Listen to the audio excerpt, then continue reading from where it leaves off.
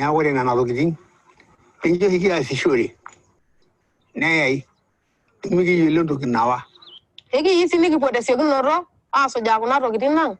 Niki yolo wal runga nyo, kanyo ba weta orku walang na ikemba. Ekembo duo. Na iki niki soja jo kanyo na waka jukuna iti. Kamayana ruala. Kamayana orkuwa. Kamayana orkuwa. Kamayana. We are here on a mission to understand the miracle, how the British colonial administrators, the researchers, the explorers collected all these things from our community. And after 100 years, the objects are uniting us together. And this is the sense of culture does not die. It is there to prevail.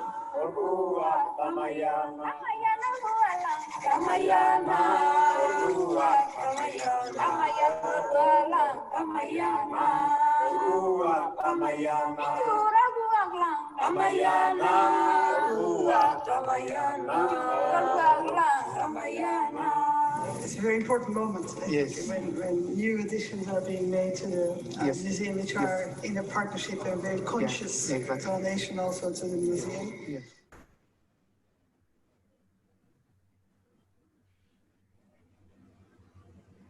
We're here to try to improve the narratives of objects from Maasai community, because our artifacts in the museum are represented as a dead part of the culture, but our culture will never die.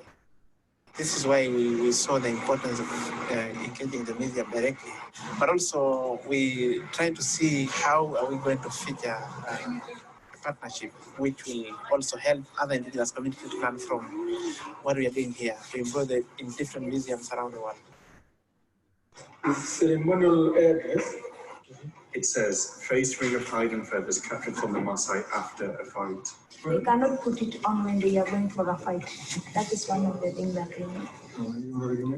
It's for ceremonial occasion. Exactly, for ceremonial occasion. And should never even give an out to somebody else. This is for the mother of the girl. This is An honor. Yeah. so it's this object that makes that connection. Yeah, to make a connection between the two families. It's a very personal. It's very personal. It's like your own leader. Yeah. Yeah, it's just like part of the body. Yeah. We could not imagine the situation or the circumstances under which these things could be taken.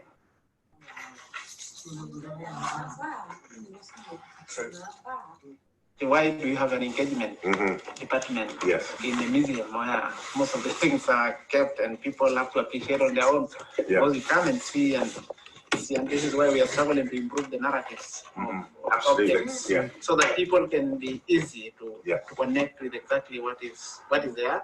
And we are trying to ensure that we remove the intermediation of talking about the Maasai, and at least the object can describe ourselves from the narratives from the people.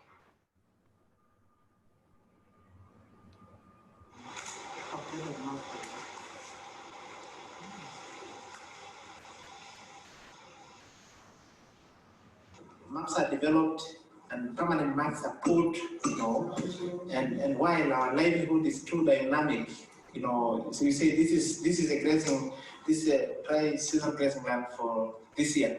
Next year it rains here and doesn't rain here, so it doesn't need to put permanent maps here, because our livelihood is too dynamic and has to follow the nature, the call of the nature and the organization of the nature for that case.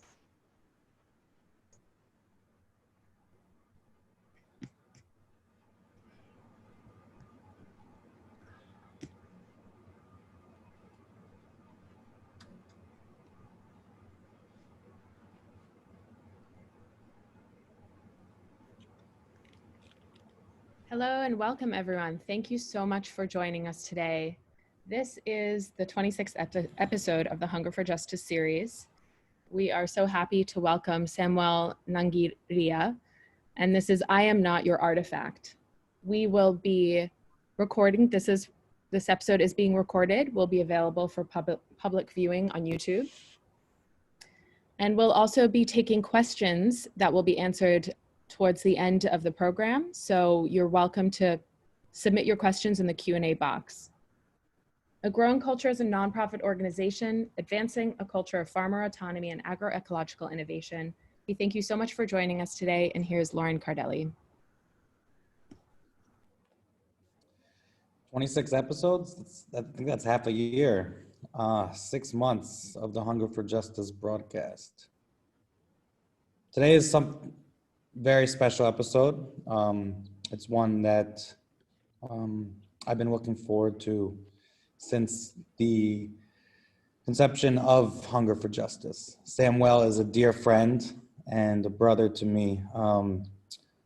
Was able to visit Samwel in his home land and work with him, I think 2-3 years ago as well. And met him in UK before that film that we just showed was filmed.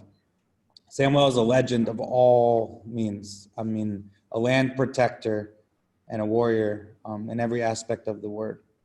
You meet Samwel and your life has changed.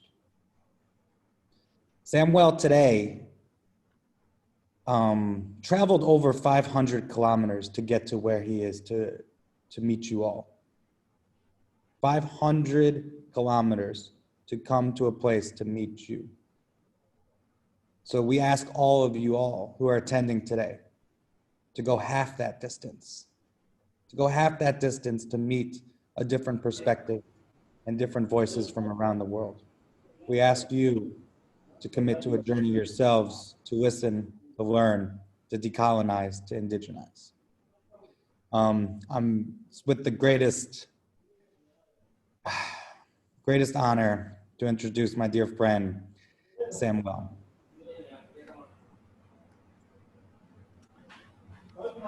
Thank you, brother. And thank you, everyone who is coming, who is watching, who is listening. I'm Samwel Nangiria from Loliondo, from the Maasai community. I'm born and raised, and I'm very, very privileged to be able to speak to the global citizens. And before I introduce myself properly, I should start by honoring our ancestors,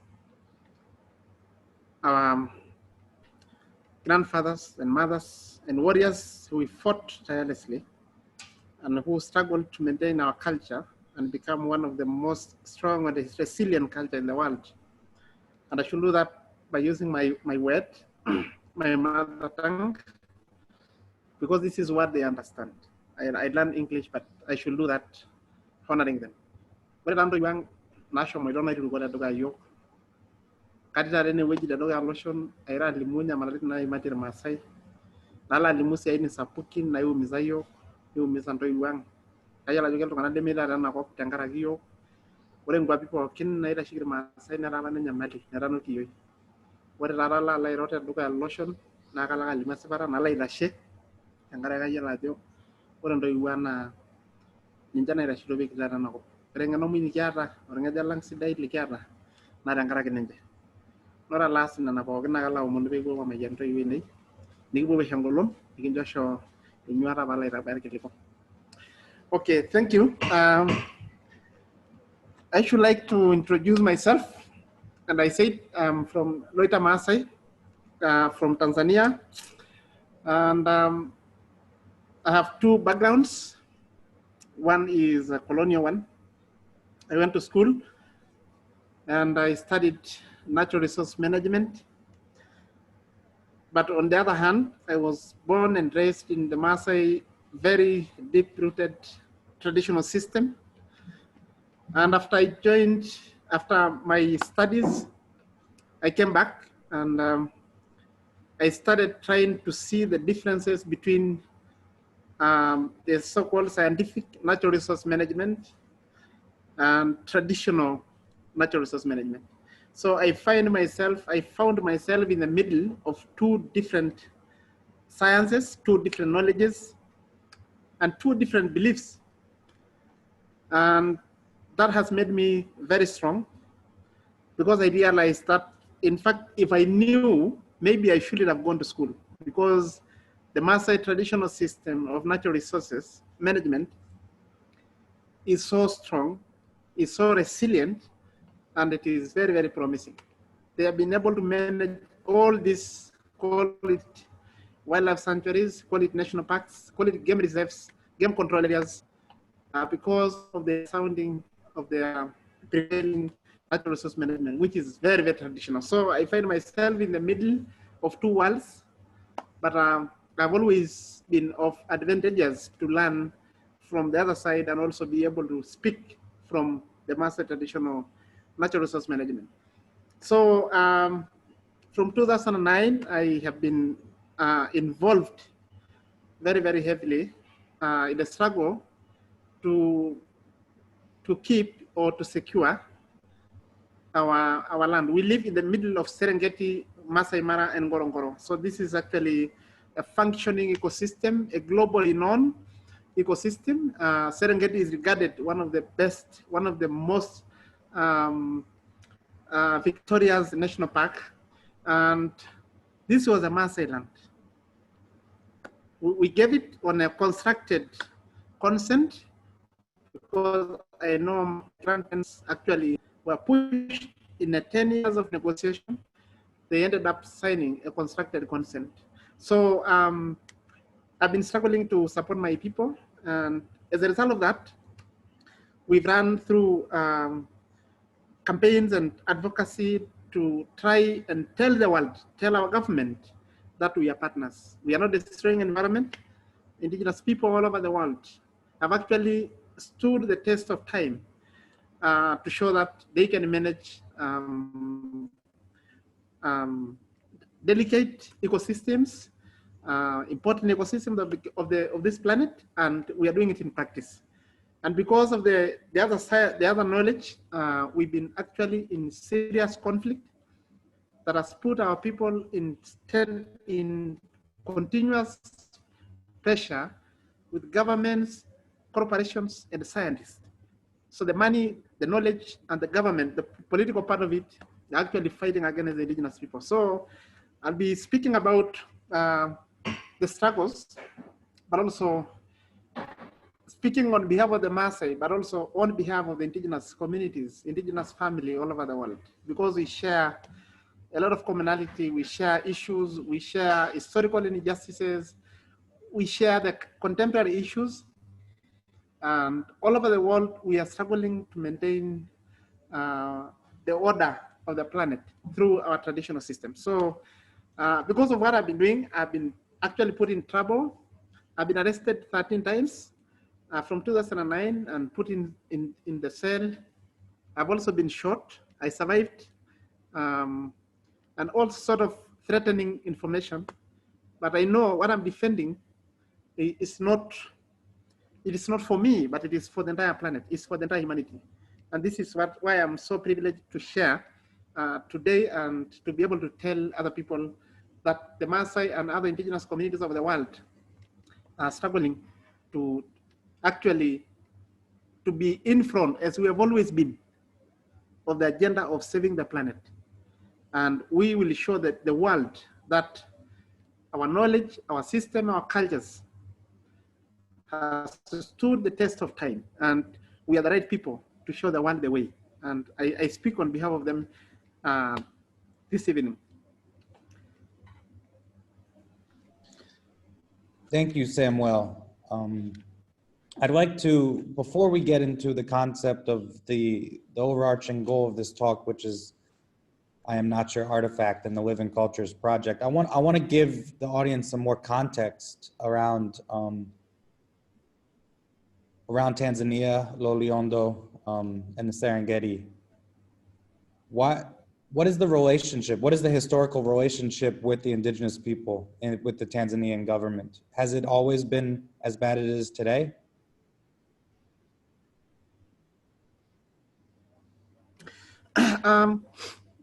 What I can say is we have the Maasai community of Kenya and Tanzania today have been the rightful owners of the most of the national parks we have today in Kenya and Tanzania. And from the first encounter with the British colonial government and Germany, this is the time the Maasai started having very bad relationship with authorities. And this is because Maasai actually perceives themselves as nations. We know that we are not communities, we are nations. We are people with order, we are people with laws, and we follow the laws of nature.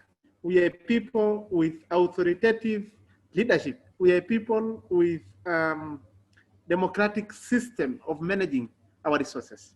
So when they brought the whole idea of politics, government, governing people, governing resources, cutting pieces of land, portioning the land, establishing national parks, and making our people feel that they are not doing much. They have to be supported, they have to be trained. This is what the Maasai said, no, this is not the way, we should tell you the way. We have always survived, we have always coexisted with nature harmoniously because of our traditional system. So from the beginning, this is the center of conflict, the conflict of ideology, the conflict of beliefs, the conflict of superiority. And the Maasai said, no, we can't be managed, we can't be ruled, we cannot, because we are a nation with economic base, which is very, very sustainable. Our pastoralism as a system is sustainable enough for everybody. We have the belief, and we know that we don't need to manage the natural resources. We provide leadership, we are guardians and stewardship, and we don't need to manage wildlife. We coexist because this is the resources that God has put on land on a purpose. So our culture is actually embracing coexistence with everything that we find on land. So this is actually where we conflicted, because they bring the money, they bring the politics, they bring the whole idea of superiority of science and so forth. But now comes the whole idea of, after colonial government, that we fought and they managed to take most of the lands. The independent government actually inherited everything on a wholesale basis. They inherited policies, they inherited laws, they inherited the idea of governance, they inherited science, they inherited everything, and business. So now it's actually getting more intense in the current years. For the last 20 years, we have been in trouble, because previously, at least, the colonial government was not focusing so much on business. But now, the government of Tanzania and other governments of the developing world, conservation actually means money. It's not for nature. And this is where the whole idea of money, investors, business people now brought in the name of investment, in the name of development, in the name of national interest. So our areas being so rich with natural resources, we are now conflicting closely and more seriously with government. And because so much land has been taken already, with the little that is left for us, it's actually a die for it fight, because there's nowhere you can go. This is the only piece of land that you have in Loliondo, for instance, in the greater Serengeti, the Masai Mara and Koronkoro and Loliondo and Lake Natron, actually in the middle part of the functioning ecosystem of the greater Serengeti.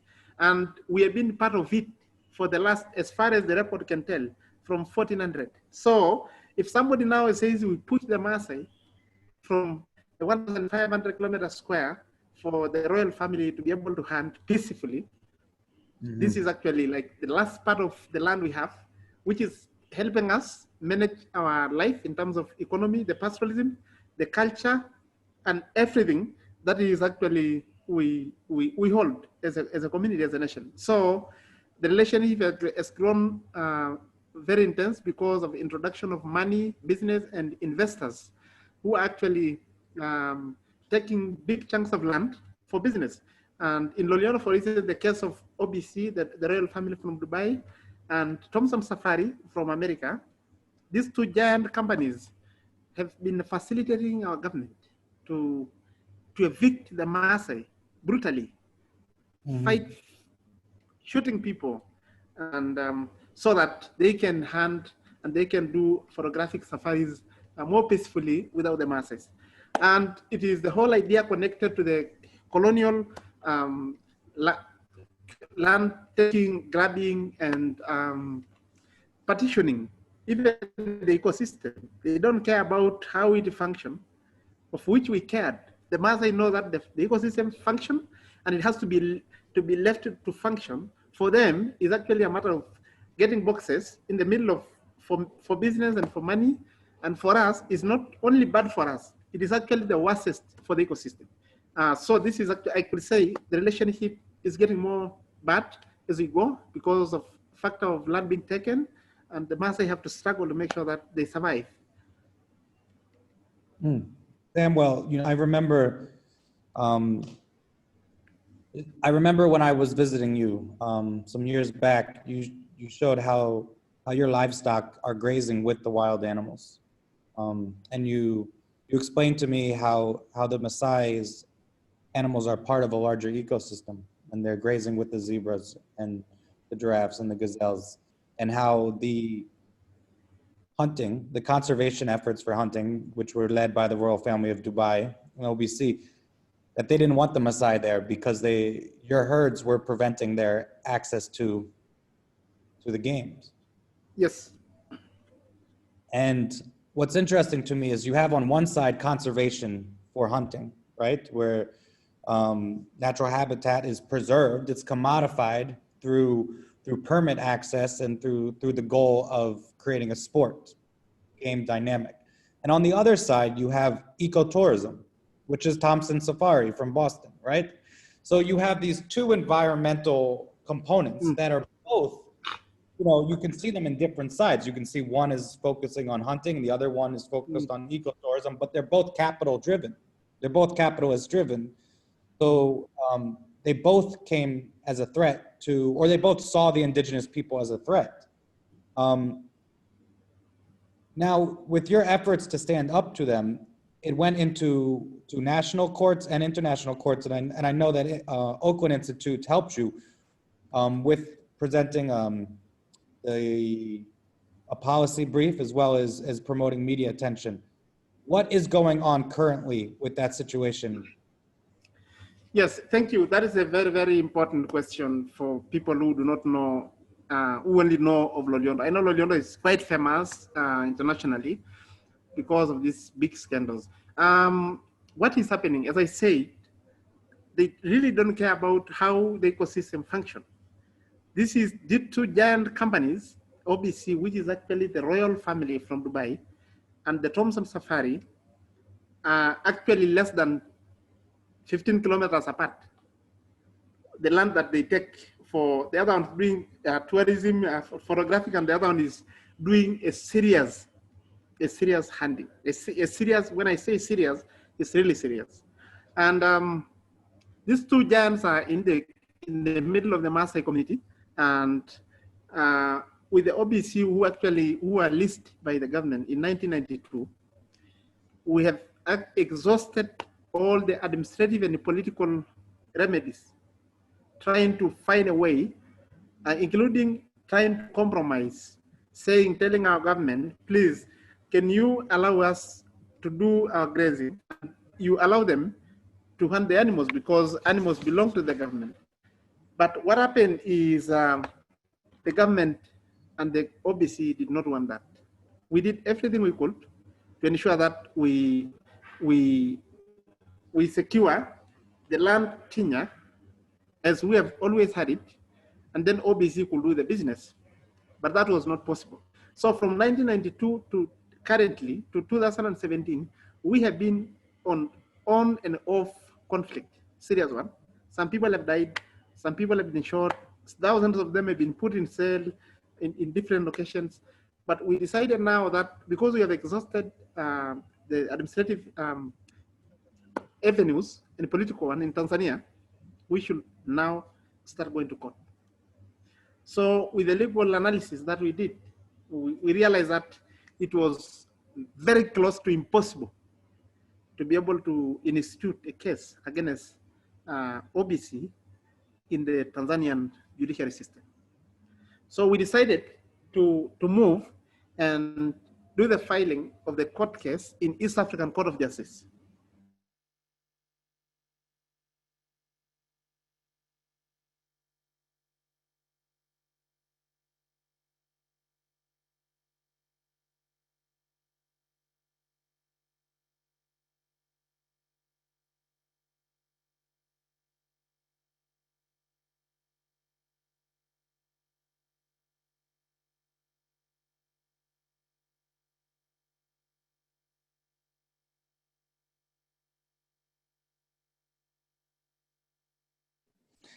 I believe we've lost Sam, everyone. We apologize.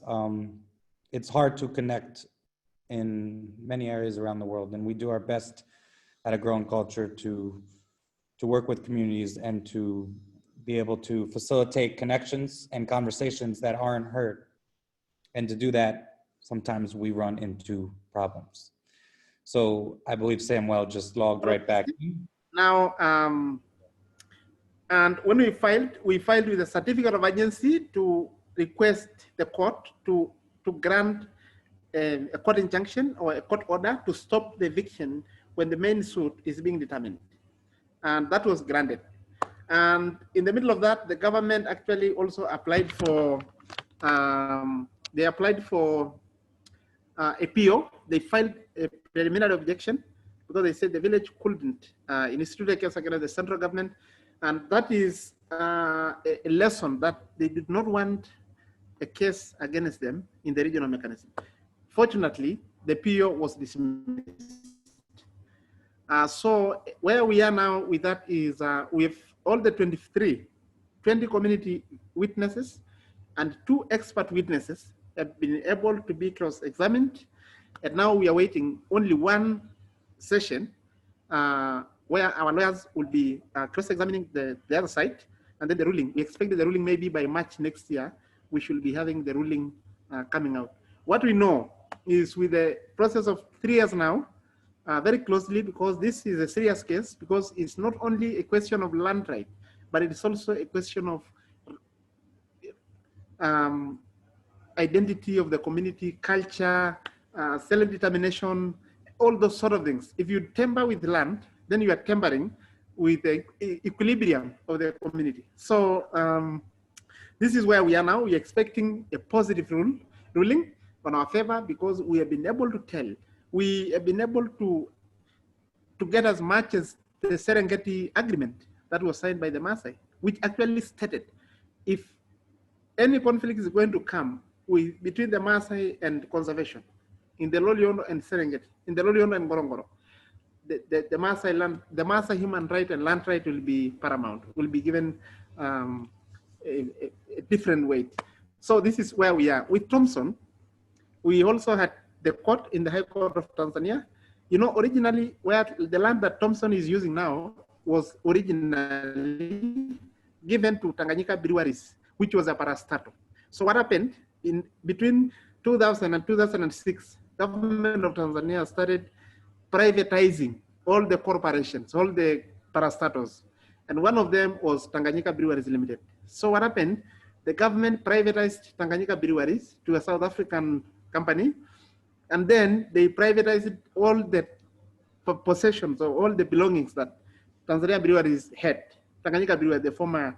So what happened is the South African company that bought, or where Tanganyika Breweries was privatized, bought the land and they sold it to Thompson. So what happened? It was originally 10,000 acres, but after a land survey, Thompson happened to say it is 12,617 acres. So what happened? We put this case in the High Court, challenging not only the issue of taking this land, but also the whole idea of increment from 10,000 to 12,000. So High Court said, because this case has been determined before, Thompson has to give away 2,617 acres to the community, and then the remaining one 10,000 has now to decide, because this is, they bought from a parastatal. So we told them, no, we are not taking this piece of land, we want it all. So now, because in High Court of Tanzania couldn't decide, because they said this matter has been decided before by this court, we decided to appeal and went to the last court of Tanzania, which is the Court of Appeal. As we stand, what has been happening is the High Court, the Court of Appeal has to be, you have got to have a quorum of judges to be able to run cases. For the whole of this year, plus COVID-19, the government has not been able to bring the additional judges to make a quorum of judges to listen such a case like the one with Thompson. But what we know is, with all the evidences, with documents, and with living memories of the Maasai, we are going to, I'm sure we are going to win, although it's not as straightforward as OBC. So where we are now is we've been dwelling with court cases. And let me say, these are actually the last resorts, kind of having exhausted, having been in contact with politicians, government, the president of Tanzania, international community, human rights, you know, everyone.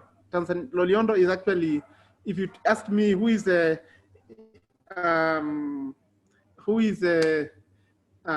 let's say a special rapporteur for rights of indigenous people, I know, we've been in contact. If you ask me who is the commissioner for the African Commission of Human Rights, I know them. Because I've done presentations before them in New York, Washington, in everywhere. So we have exhausted international media. So this is the last, and we intend not only to win, but also to put the record for our future generation. Samwel, thank you so much. Do you have is there a light we can put on so we can see in the room, or no? Is that possible? So everyone, for everyone listening, when you understand, when we say the word warrior, Sam has taken the fight from the ground, from the grassland, from the community to the president of his country, to the courts, to international. This is a fight, and this is a fight that indigenous people are doing all over the world. They have to use every means possible to protect their basic human rights and their right to land. This is something that is really interesting when we understand the role of indigenous people and the way that they're portrayed and presented.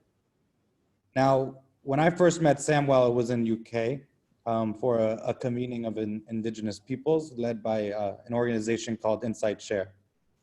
Now, Samwel, what I really want you to share with the community is that you were invited to a museum called the Pitts River Museum in the UK. When you went to that museum, what did you see? And how did you feel?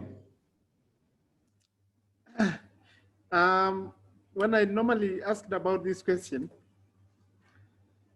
I tell people I'm not very comfortable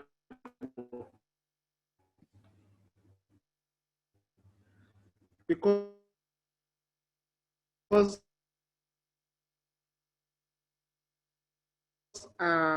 when I get into the museum, actually I could see shells that were used by warriors when fighting. I could see the spears. I could see the arrows. I could see everybody in that room. I could see the women. I could see the artifacts. I could see the Maasai bracelets. I could see everything that our people make. So I could see my community in the rooms. I could see my knowledge, our knowledge. I could see the defending system of Maasai, talking about the spears and everything that we use, fighting, everything. So when I got there, I was very shocked, but also very annoyed. And I could not even contain, having been invited, I was unable to keep it. But I just said, I told the director, I'm very annoyed and I'm not happy. And thank you for inviting me, but this is not this is the beginning to show you that I'm very annoyed. So when I see the artifacts and relate with the current struggles we are in, that makes me crazy, because I know there's a lot of connection between historical injustices and the current struggle we are going through as a community. Mm-hmm. And so in one place at your homeland, your land is being taken by international corporations.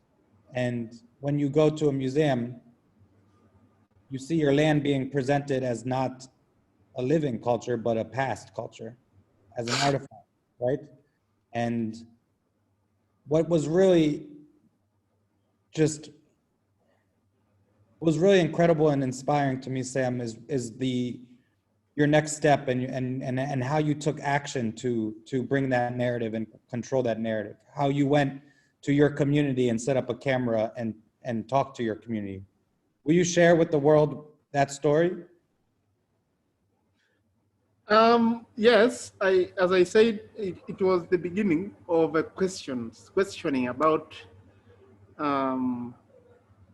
two things. One is preserving the Maasai as a dead culture.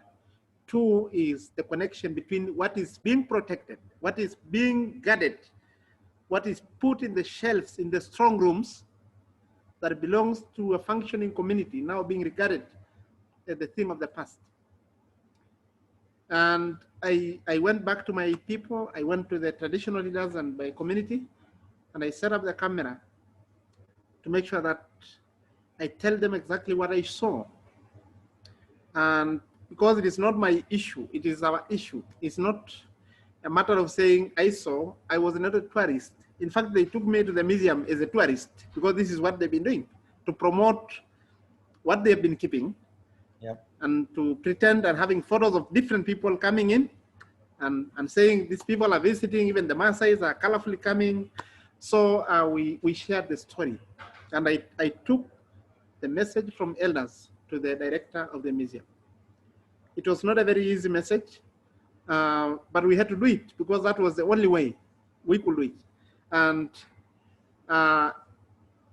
between 2017 to now, not only that, we've been able to bring the museum, but also the university administration to the ground and sitting with us. We have had 3 delegations. One is when I was alone. The second one was we were 5, and we went specifically to do some scanning to understand what is actually in the museum. And we managed to categorize the Maasai living culture or the Maasai artifacts into 3. One is the ordinary artifacts that I can give to a friend, I can sell, I can give it as a prize.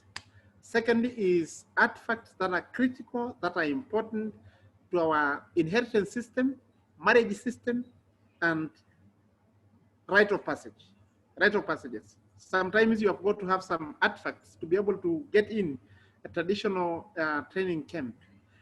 And thirdly is the human remains.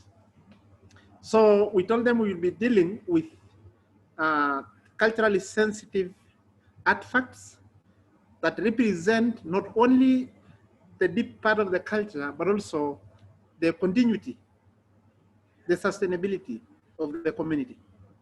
So because the museum was both willing to share, but they were not also quite sure about how much they should share, we told them we need to bring our spiritual system, our spiritual detection system.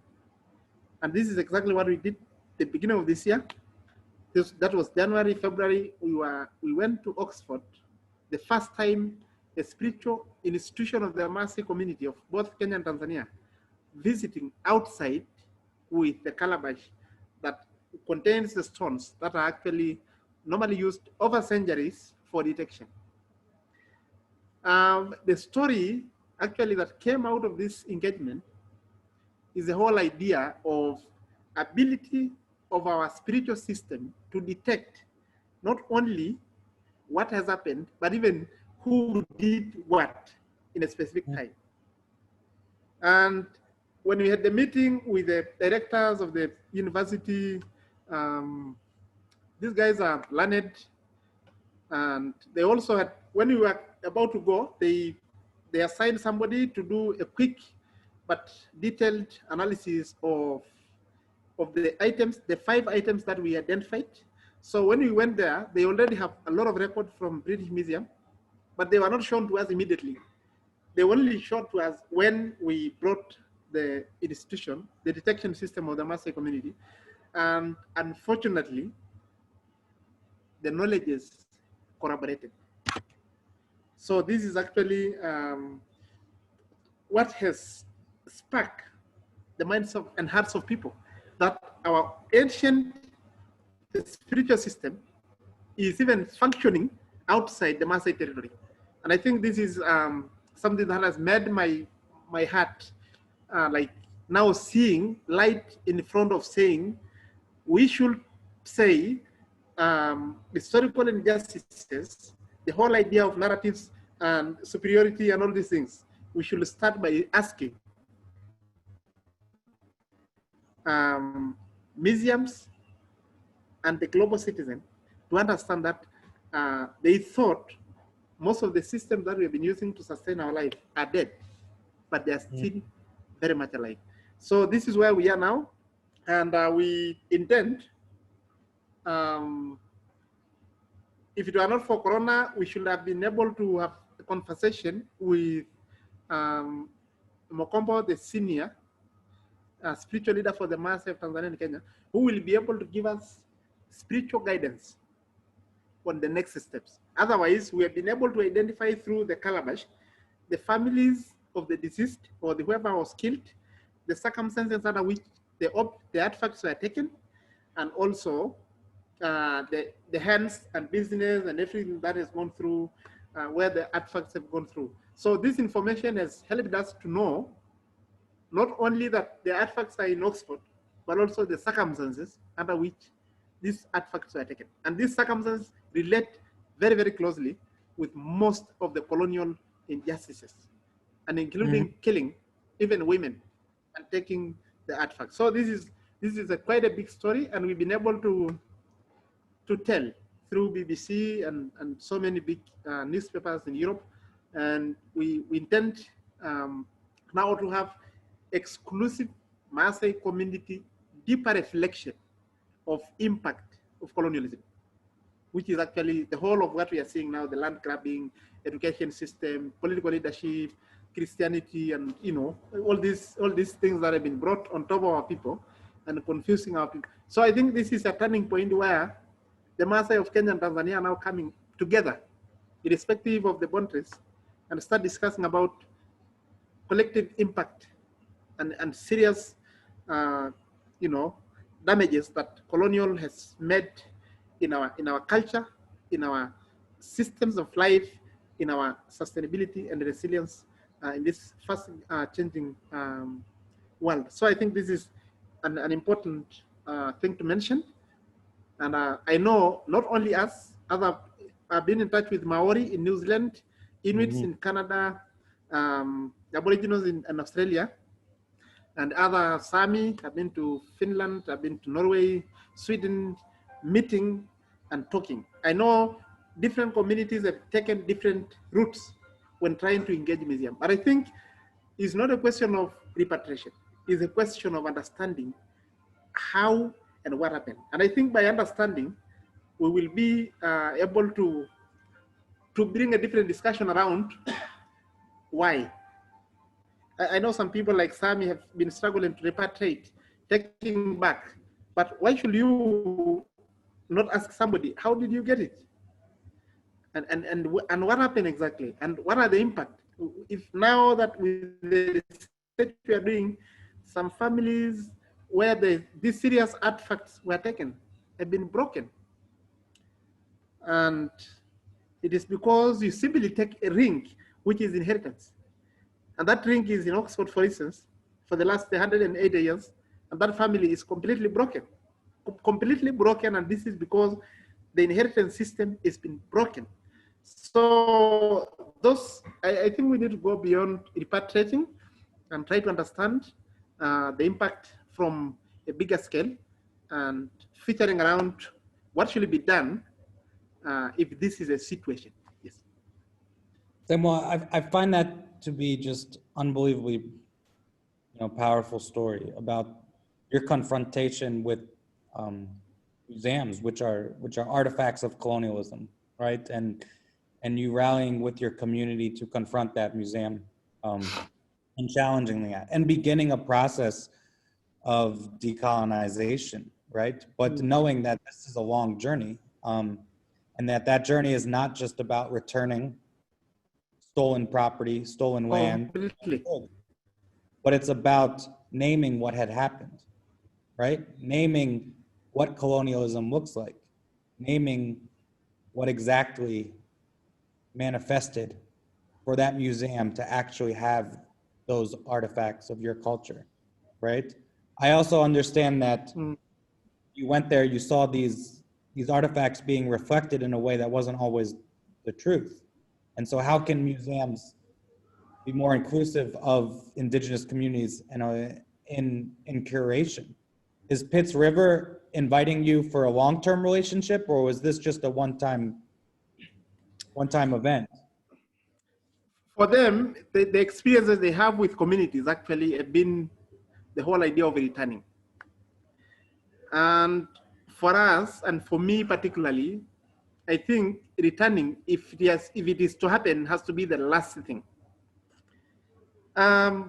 Yes, when I came back, one of the questions that my people, our community, our elders and women were asking is what sort of partnership could be featured in this case? If these are the same people who took the Serengeti, who took the Ngorongoro, who took Masai Mara, who took Tisavo, who took Tarangire, who took, Lake Natron, who declared everything, now putting a lot of other layers. Ngorongoro is a managed biosphere reserve, is a World Heritage Site, is name them. They're putting, they're piling layers. They're piling layers on top of us and suffocating and making sure that no other narratives are coming in, only science. These people, it's very hard. And these people have killed our people. They have killed women and taken. There is a story of a warrior who was shot in next to my village in Loliondo. And this guy, they took the ring, inheritance ring, and they also took the shield. And that shield has a hole in the middle where the bullet went through. So you can imagine a situation they killed and took the artifacts that are very important to him. And when we went to Oxford, we found the ring, the bracelet, which is actually inheritance-based in Oxford, and the shield is in London. So you can imagine a situation where such circumstances, very painful circumstances, and somebody is talking about partnership. But yes, we look forward for a long-term partnership, and not only a partnership, but it has to be a reparation-based partnership. It has to be a partnership with a lot of responsibility to repair. It has to be a reconciliation. It has to be a healing process. What we know from our spiritual leader said, one of the families of the colonial police who killed one of the women in Kenya, I think they live in Vienna, yes, something like that. That family is also finished because of what happened. So I think we have to go through a process where partnership is not only for the sake of seeing, transforming wrongdoings into something like development, but it has to be a process of learning, a process of healing, a process of reconciliating, and a process of relationship building. And that will take time and will involve a lot of resources, but it is actually going to be more deeper in the hearts of people. Because how do we repair all this mess? It's only time that can repair, not actually the people, not the projects, not building up schools, not putting up water, but it is all about one, recognizing and appreciating that colonialism is responsible for most of the crises we are going through as a planet, as a humanity. This is the first step. Capitalism has been the center of all the issues, all the disparities, poverty, and all these messes we are going through as people, and especially the indigenous people who have always been honest to the relationship between themselves and the Mother Earth. All those, to repair that has to take a lot of time, has to involve a lot of resources, has to undo the narratives.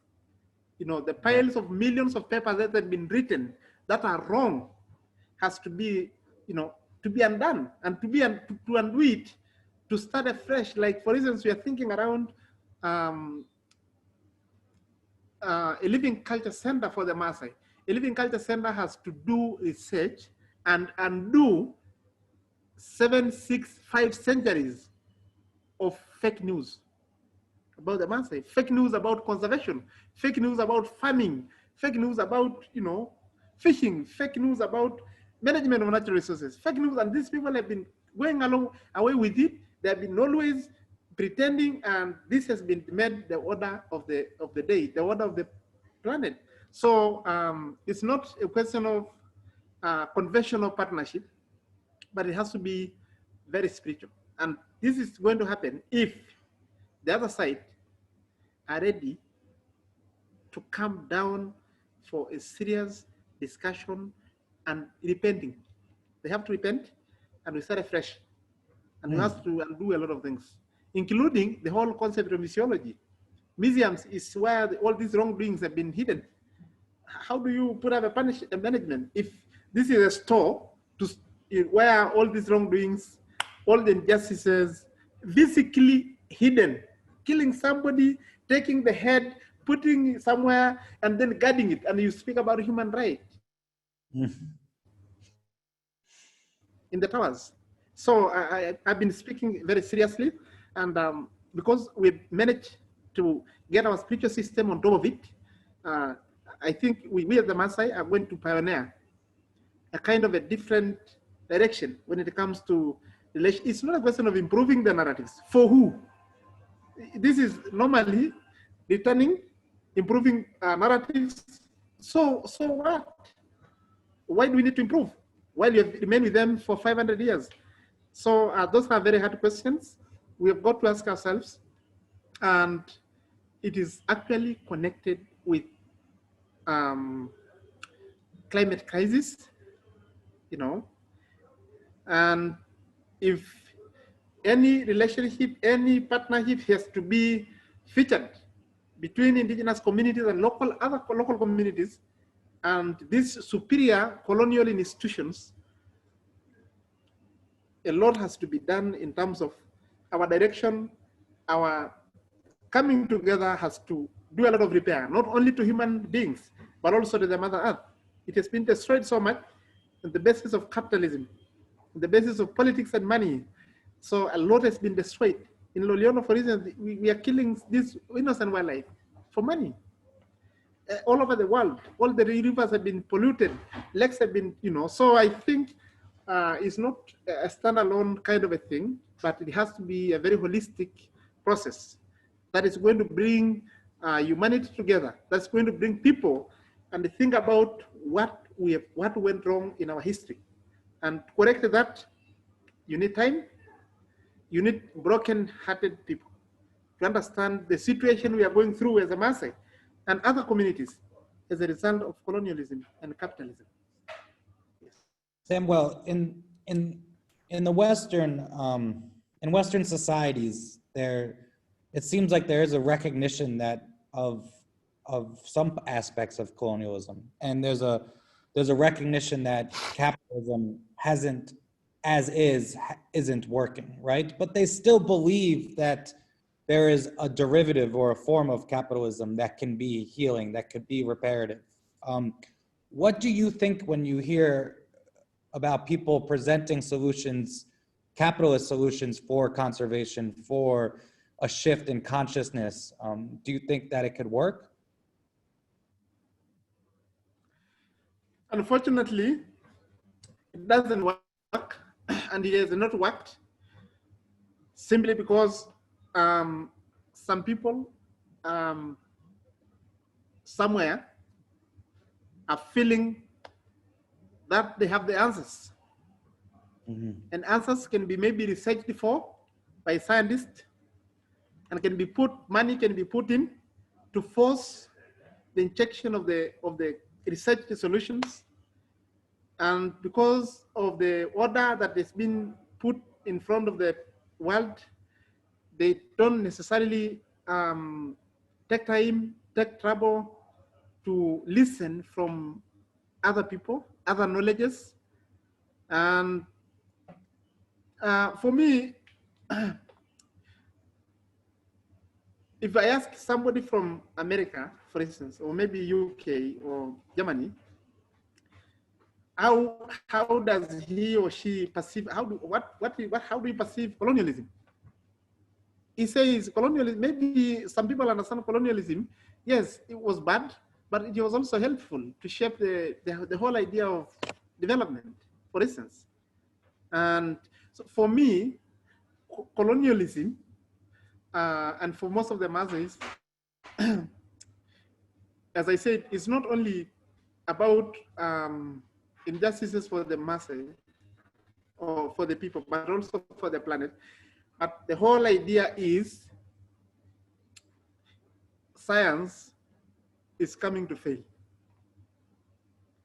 Politics and money, business is coming to fail. And I think everyone is now seeing that we've been running and chasing money and making money, and in the expense of destroying everything we have in the name of growth and development. I think we have got to change not only the mindset, but also practices. And we have got to listen to indigenous community. We have got to get them in the middle of talk about climate crisis now. Talk about, we need to bring these people, and we need to start doing some things. Because I know it is not easy, especially for the world, for your world. But because of the climate crisis, I'm sure we've got to listen. It's either listening or we perish together. Doesn't matter where you are. This planet is not going to be able to take us through. So I think the Western world and America, for instance, has a lot of influence. If the public could come in front, I know that there are some efforts, universities, young people talking about climate, talking about the Paris Agreement is not being, ILO is not being ratified, even DRIP has been shelved. Nobody's talking about United Nations Declaration for the Rights of Indigenous People. Nobody's even remembering. Even the Paris Agreement is also getting in the shelves. Nobody is talking about it. ILO ratification isn't coming into action. But I think these efforts are not in vain. And we need the public in West to raise the alarms. Because for us in Africa and the South, yes, we are vulnerable in several ways because of what has been happening. So this is what I can say. We need the public, we need the citizen. I appreciate a lot of effort through XRA, for instance.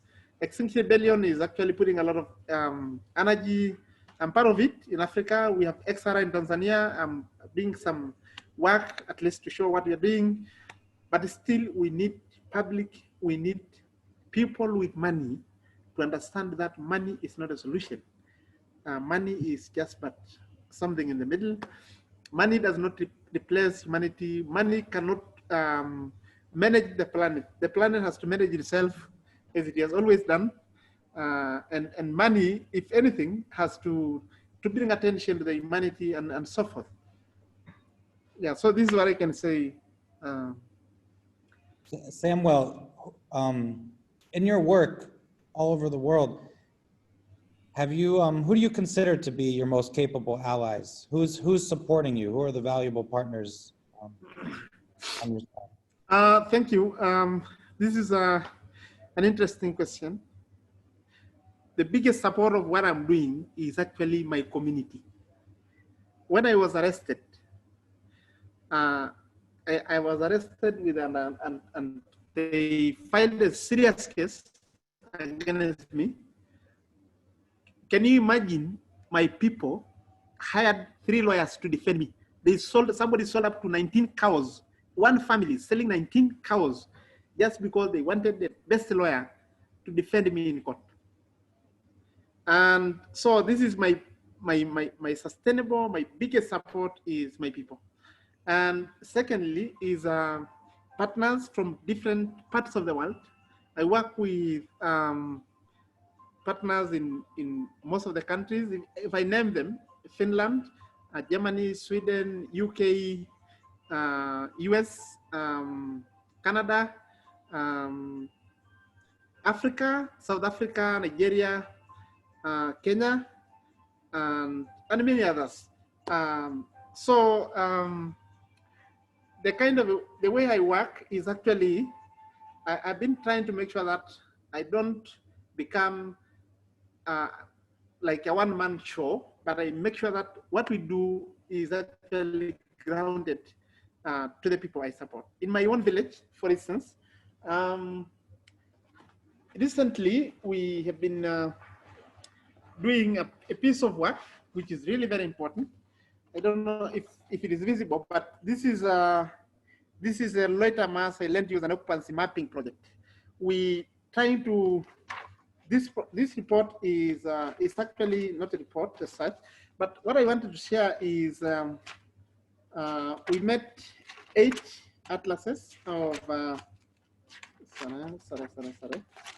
we made 8 atlases, like a kind of one of the maps that we do is the regional context and the summary of land use and occupancy for 100 years ago.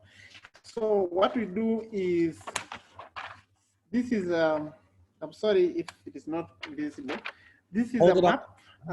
This is a map of our area, and this map this is the regional map for the homesteads of my village and the forest and the rivers and everything. And we have another map which is let me show you, I think this is more interactive. This is a map which is place names and occupancy, wildlife landmarks and water sources. So we have them in Maya, and then we have this atlas here. And this atlas shows all the place names and the water landmarks and the water sources across the whole region. And then map 3 is human and livestock trails. The whole of our area has all these trails that connect different vicinities, different points, and livestock trails, and how we are connected differently, not by phone, but socially, and how you can actually see the way we are community, not the social part of who we are and how we. So and then I wanted to show you another map is the pasture and forest land use for 100 years ago. You can see this atlas is actually a beautiful one. This is showing us the pastures and forest land use and the way we use in different seasons of the year. And map 5 is water use. For us, water is a very spiritual resource, and we use it in maybe differently from how, and we have our own wisdom. We don't manage water, but we provide stewardship. So this map is showing water uses and water sources and rivers and where they end up, different names of the rivers and how we use it. I don't want to go into detail because this is quite an important. This is an important piece of work. And why do we do this? Because we want to decolonize the whole idea of mapping. Mapping and maps. It's been quite a colonial process, technical process, and we want to show In Tanzania, we have something called land use planning. Land use planning is it's a process which is guided by law, but you only talk about the dominant land uses. But now with indigenous people, in fact, invisible land uses, which is, you know, rolled up in our culture, rolled up in our traditional systems, are actually much the way we graze. So we are trying in my community, this program, this project is actually the first of this traditional land uses and cultural value and the way they are connected to occupancy. So the place names actually tells how long have you been here? And somebody, we keep everything in our knowledge, in the records, through place names, through songs, through stories. So this is one of the pieces of work I'm trying to pioneer across Maasai land in Kenya and Tanzania. In fact, we'll be mapping, if we able to do as much as mapping the cities like Nairobi. Nairobi was a Maasai.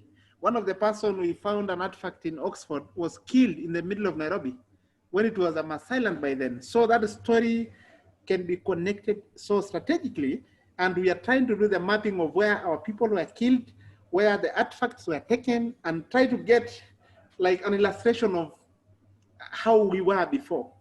And then now think about now.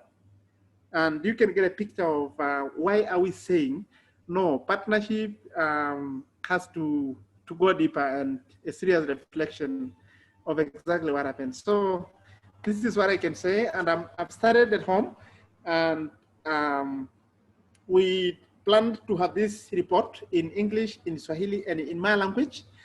So detailed, it's quite a big report like this, but we will also try to see if we get it or launched somewhere before December. And then we will try to seek some certification.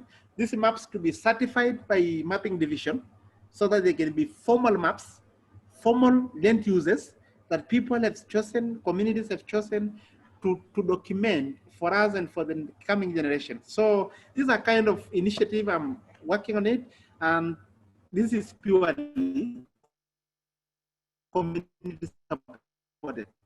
What I needed is only a pool of, what I needed is only the support of this. And this was, we are in partnership with the University of Victoria. I went to Canada and I did this presentation about this, and they showed the interest to support digitalizing these maps. So this is the only support we have. Other things have been supported by community. The experts from my community, if we need to buy anyone to do the work, we put money, we sell our cows, because this is an important piece of work.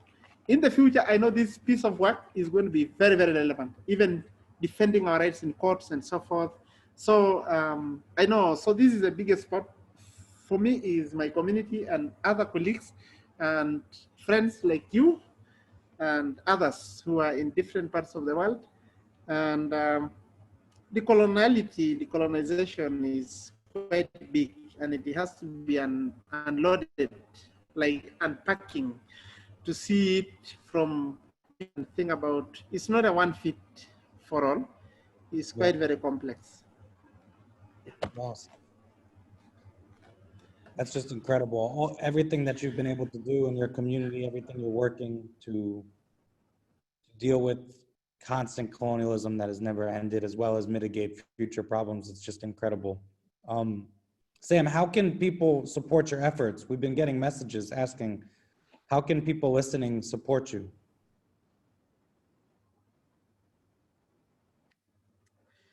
There are two ways they can support. One is I can share my contacts. Secondly is they can also support us through Growing Culture, because we are partners.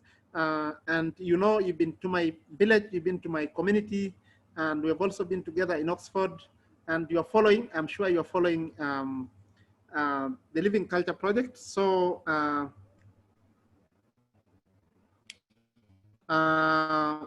please, yeah, share my email, and also they can support through Growing Culture, because we trust you. You are my partners in different ways, and you understand the work we are doing. And we will actually welcome so much any support, because we still need, we are in our engagement, because we don't want to compromise our quality of engagement. So if any friend is willing to support, because this is coming, is now actually, we are going through, what we are looking for is having a community-wide, in Maasai community, we have 25 sections internally. So we want to engage in the 25 because we want to think about the Maasai community before colonialism, how we were. And now that we are in different countries, different pieces, you know, different laws, we want to try and figure out a cross-border initiative of the Maasai and think about a community before it has been made into pieces by different forces, including political, economic, and all this. So anyone is willing, they can come through you, or they can write directly to me. Please, everyone listening, please, you know, feel free to reach out to Samwel. We have his email address right up on screen here. And always reach out to A Growing Culture if you want to get connected to the amazing efforts that Samwel's doing. It's quite inspiring. Sam, before we end, I want one final question for you. I'd like to ask you for any kind of closing thoughts or wisdom to share with the world who's listening today. I think we've all been incredibly inspired by your work, by your warrior spirit, by your passion and devotion to your community, to your culture, to your land. You know,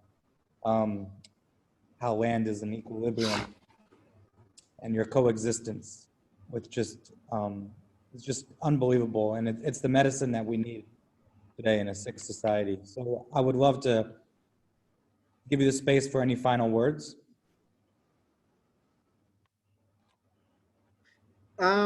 Thank you, brother. Wisdom. First, before I share, I would like to thank everyone that is coming along with us here and listening, taking time to listen. I know they are not very soft words, very hard words, because of what we are going through. This planet that we live, that we call home, as you know, is divided into two major parts, land and water. The Maasai normally says the planet is a body. It's a body.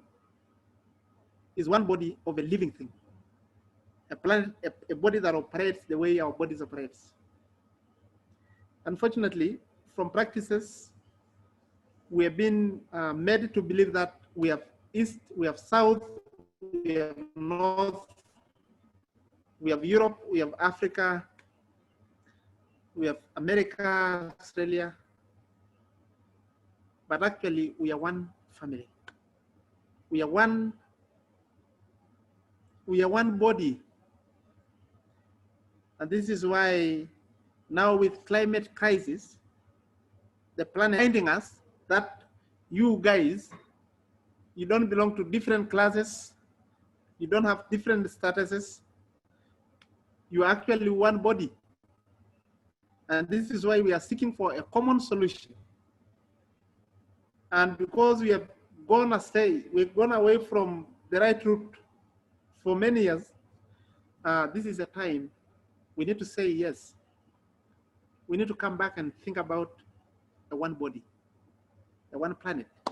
Because now with the threats we are receiving from scientists, with practices, with all the alarms, with all the calamities, it is actually going to be to remind us of being one body. And this is what the indigenous communities of the world have always been preaching all along. And as I said when I was beginning, I've been put in the middle of two worlds. I studied natural resource management. I thought I would make a big contribution in the Maasai traditional system. But I realized, in fact, the studies I've gone through has messed up with my mind, and I had to go through another level. I had to stay with my elders in the forest for another 5 years, trying to undo some of the beliefs that have been put on me to believe that going to school, I don't know. But otherwise, this is what I can say, that we need to appreciate oneness. We are one people, we are one society, we are one community, irrespective of colors, irrespective of different region. We are one people, and we need to think, and we need to see climate crisis as a serious wake-up call for human beings to start thinking around being one body, one planet, and one people. Thank you. Thank you so much, Sam, for sharing with us today. Just an unbelievable honor. And it's great to see you again on the screen, brother.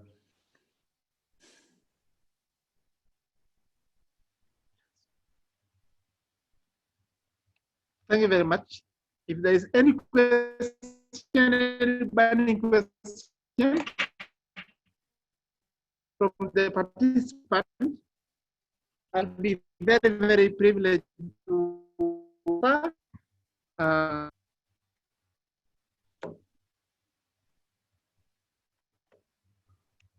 It's hard to hear you.